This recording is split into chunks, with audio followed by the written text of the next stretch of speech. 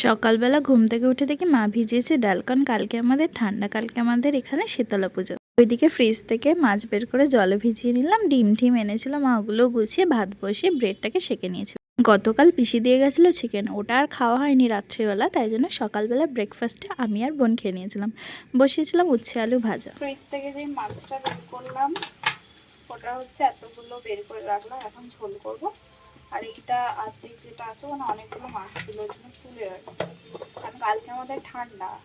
কালকে ঠান্ডা হিসাবে যদি হয় তাহলে বাসি থেকে গেলে খাওয়ার মতো হবে না, কারণ কালকে সারাদিন ঠান্ডা থাকলে তো পান্তা ভাত খাবো। আর হচ্ছে তোমার আমি যদি এখন বেশি করে রান্নাও করে রাখি তাহলে হচ্ছে এটা বাসি থেকে যাবে, কালকে আর খাওয়া যাবে না। তো ওই জন্য আমি হাফ মাছ রান্না করছি, হাফ মাছ এখন যেটা আছে সেটা আমি ফ্রিজে ফেলে। এদিকে নুন হলুদ মাখানো মাছটাকেও ভেজে নিলাম লাল লাল করে, মাছের ঝোল করব বলে।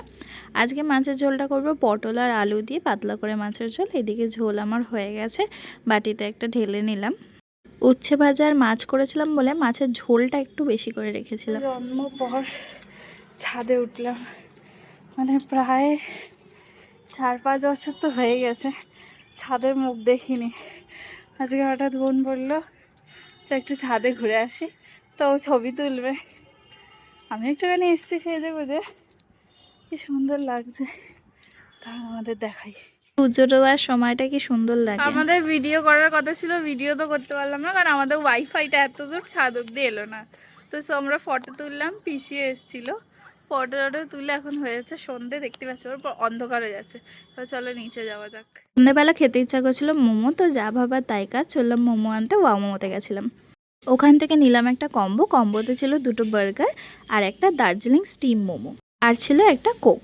মোমোর মোমো তো সবসময় ভালো, তাই ভালোই খেতে ছিল। তো বোন একটু চেষ্টা করছিল ডাল বাটার, না পেরে লাস্টে আমি ডাল বাটলাম, ও করেছিল সিমই। তোমাদেরকে তো ভিডিওর প্রথমেই বললাম কালকে আমাদের পাড়ায় শীতলা পুজো, তো সবার বাড়িতেই ঠান্ডার আগের দিন তো রাত্রিবেলায় সব কিছু রান্নাবান্না করে রাখতে হয়, সকালবেলা স্নান টান করে ভাতের মধ্যে জল দিতে হয়।